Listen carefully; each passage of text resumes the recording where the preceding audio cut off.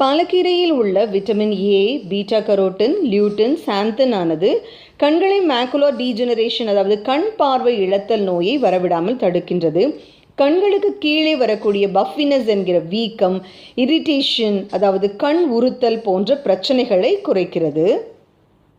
ஒரு கப் அளவுள்ள பாலக்கீரையில் high fibre content அதாவது அதிகப்படியான நார்ச்சத்து 1.7 கிராம் அளவு உள்ளதால் கோலான் கேன்சர் அதாவது குடற் புற்றுநோய் வராமல் தடுக்கிறது.